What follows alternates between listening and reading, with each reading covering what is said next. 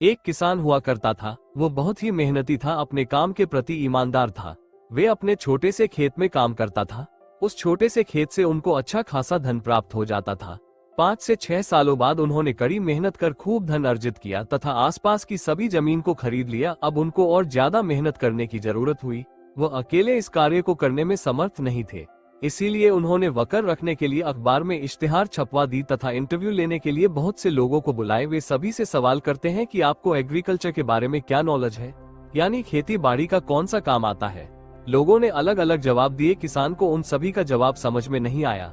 फिर एक लड़का आया, उनसे भी यही सवाल पूछा। उस लड़के ने जवाब दिया।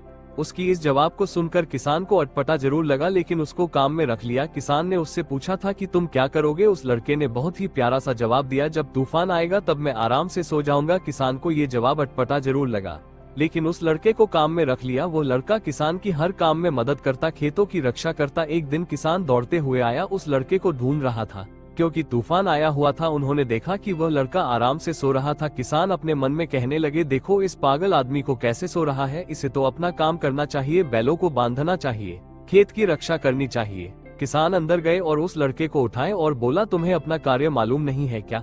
लड़के ने जवाब दिया, मैंने आपसे पहले ही बोला था जब तूफान आएगा तब मैं आराम से सो जाऊंगा। किसान कहने लगे, ये पागल बेवकूफ आदमी मेरे पल्ले कैसे पड़ गए। जब तक यह उठेगा तब तक मैं अपना काम कंप्लीट कर चुका हूँगा। किसान गायों को बांधने के लिए दौड़े। जब वहां पहुंचे तब उन्होंने देखा कि सभी कार्य पहले से ही हो गया था।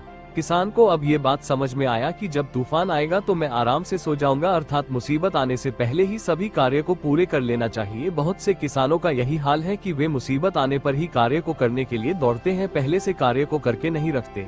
हमें इस लड़के से सीख लेनी चाहिए तथा अपने जीवन में भी इसी पाठ का अनुसरण करना चाहिए।